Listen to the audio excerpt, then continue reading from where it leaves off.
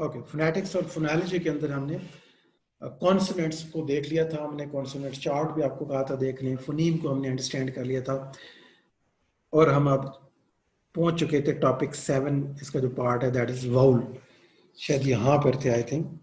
तो यहाँ से जो हम वो अभी स्टार्ट करते हैं। हमने आर्टिकुलेटर्स सारे इसमें देख लिए थे, साउंड को क्लासिफाई करना, place of articulation, manner of articulation, इसका डिफरेंस भी हमने देख लिया था। हमने देखा कि डिफरेंट साउंड्स हैं, लेबियोडेंटल है, एल्व्यूलर है, बाइलेबियल हैं, और फिर हम पहुंचे थे कि वाउल और कॉन्सोनेंट का जो डिफरेंस है वो भी हमने समझ लिया था कि जब कोई आवाज़ जो साउंड जो फोनीम हम प्रोड्यूस करते हैं अपने जो एयर पैसेज है इसके अंदर किसी रुकावट से या पार्शियल रुकावट से, किसी ऑब्स्ट्रक्शन के साथ, तो इसको हम कॉन्सोनेंट कहते हैं। और sound produced by without any obstruction in the जो वॉइस पैसेज है, तो फिर उसको हम कहते हैं कि ये वाउल है। बेसिक ये डेफिनेट ये फर्क है इन दोनों के दरमियान।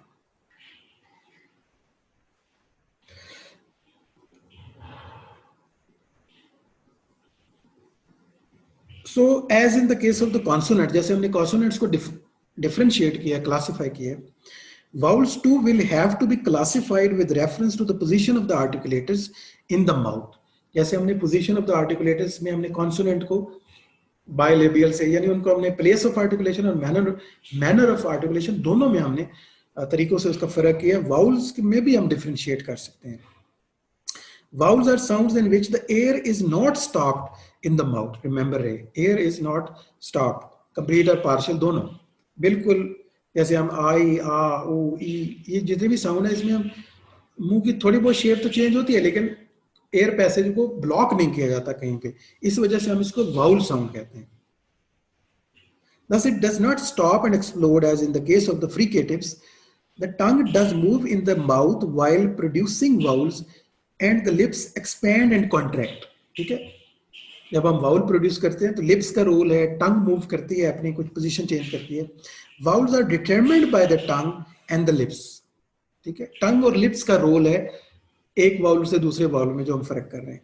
The following 3 dimensions are used in the classification of the vowels.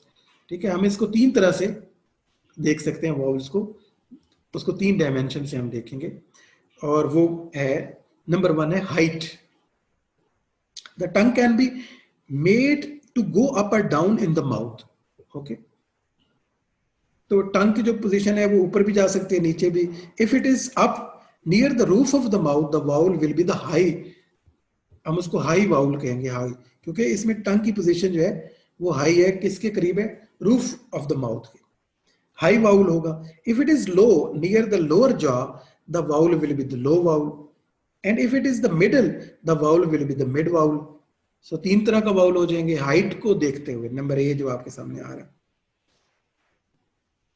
this is called closeness. When the tongue is close to the roof of the mouth, high, the vowel is closed vowel. तो जितना ये ऊपर close होगा roof के, हम उसको उतना ही close vowel कहेंगे। तो हाई, लो और मिड 3 पोजीशन हो सकती है और 3 किस्म के वाउल प्रोड्यूस हो सकते हैं। दूसरा जो हम इससे फर्क करते हैं दैट इज फ्रंटनेस।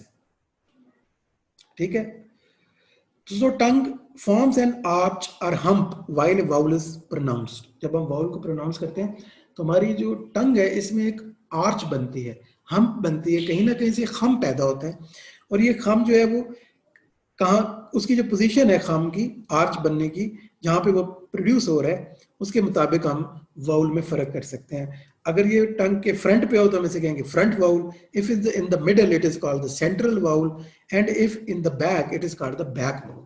ठीक है, फ्रंट, सेंटर और बैक 3 तरह से आर्च जो है वो प्रोड्यूस हो सकती है, और वो फिर वाउल का फर्क करेगी, यानी हाइट की बुनियाद पे फर्क करेंगे। और टंग में जो खम है वो अगले हिस्से में पड़ रहा है, दरमियान में पड़ रहा है, या जबान के बैक साइड में पड़ रहा है, उससे आप इसको फर्क करेंगे। तीसरी चीज है roundness. If the lips are rounded the vowel is round vowel. ठीक है, तीसरी चीज है राउंडनेस ऑफ द लिप्स, यानी आप देखेंगे आपके होंठ आपके राउंड हैं तो फिर ये राउंड वाउल है। If they are in the neutral position it is neutral vowel. Okay, and if they are spread the vowel is spread vowel. तो लिप्स की जो पोजीशन है कि ये राउंडेड है, न्यूट्रल है, ये स्प्रेड है, राउंड है, स्प्रेड है या न्यूट्रल है। तो तीन तरह से हम इनको फर्क कर सकते हैं। एक और जो आगे हमारा कॉन्सेप्ट है दैट इज, क्योंकि कुछ साउंड जो कुछ वाउल तो प्योर वाउल्स हैं, ठीक है, और कुछ वाउल जो हैं वो डिफ्थोंग्स कहलाते हैं। डिफ्थोंग्स और उसमें क्या फर्क है? Diphthong may be defined as combination of the two vowels. कुछ वाउल हैं जो एक नहीं दो होते हैं, और द उन दो जब इकट्ठे बोलते हैं, जैसे आई, ठीक है, आई, तो आई जब आप कहेंगे तो ये कोई इसमें ऑब्स्ट्रक्शन नहीं आया, आई तो दो ऐसे लग रहा है दो वाउल है, दो वाउल जब जुड़ते हैं तो एक साथ बोले जाते हैं, तो it is called diphthong. The tongue shift from the pronunciation one to the other. In representing them, we combine the symbols of the two vowels. इस वजह से हम इनके सिंबल में भी दो वाउल के सिंबल्स को कंबाइन करते हैं जब ट्रांसक्राइब करते हैं इसको। तो these are called diphthongs. There are 8 English diphthongs. 20 total vowels हैं इंटरनेशनल फोनेटिक अल्फाबेट्स के अंदर, और जिनमें 12 जो हैं वो पेयर वाउल्स हैं, और डिफ्थोंग जो हैं 8 हैं, यानी जो दो दो साउंड इकट्ठी आती हैं। ट्रांसक्रिप्शन क्या है? जब हम इनको साउंड्स को जो है वो इंटरनेशनल फोनेटिक अल्फाबेट में लिखते हैं, तो इस अमल को हम कहते हैं ट्रांसक्राइब करना। Now that we have learned the symbols with both vowels and the consonant, we can write down the sounds of any language. अगर हम वो 44 सिंबल्स देख लें, 44-45 सिंबल्स हैं, इन सबको याद कर लें तो हम दुनिया की कोई भी जबान सुनने के बाद लिख सकते हैं, क्योंकि ट्रांसक्रिप्शन एक ही है। उर्दू वाली भी वही होगी, इंग्लिश वाली भी हम कर सकते हैं, क्योंकि ये इंटरनेशनल फोनेटिक अल्फाबेट्स हैं। This is called transcription. यानी ट्रांसक्रिप्शन के आईपीए में लिखना लैंग्वेज को। Transcription is the two kinds. मजे की बात है इसकी, दो किस्में हैं, एक स्लैशेस और एक स्क्वायर ब्रैकेट्स। जब आप स्लैशेस लगी हों, तिरछी लाइनें लगी हों और पी का साइन दरमियान में दिया गया हो, तो हम इसे पा साउंड कहेंगे, और स्लैशेस में होगा तो हम इसे कहेंगे कि ये ट्रांसक्राइब हुई है। ट्रांसक्रिप्शन जो है ना दो किस्म की हमारे पास आती है, जैसे हम एक कहेंगे ब्रॉड ट्रांसक्रिप्शन, एक नैरो ट्रांसक्रिप्शन भी आप कह सकते हैं। We just write down the main phoneme generally used by the speakers. We do not bother about its variation. The minor changes the speaker may have made when pronouncing. This kind of the transcription is in slashes. Slashes के अंदर main जो phoneme है without any variation उसको हम transcribe करते हैं. In the narrow transcription, the exact sounds are produced. This transcription is put in the square brackets. जो square brackets अगर हम use करें तो ये exact जो है उस जबान की जो अदर फॉर्म है उसको साथ ट्रांसक्राइब कर रहा होता है। यानी फोनोलॉजी में हम चले जाएंगे और पार्टिकुलर प्रोनाउंसिएशन के सिंबल्स को भी साथ लेंगे,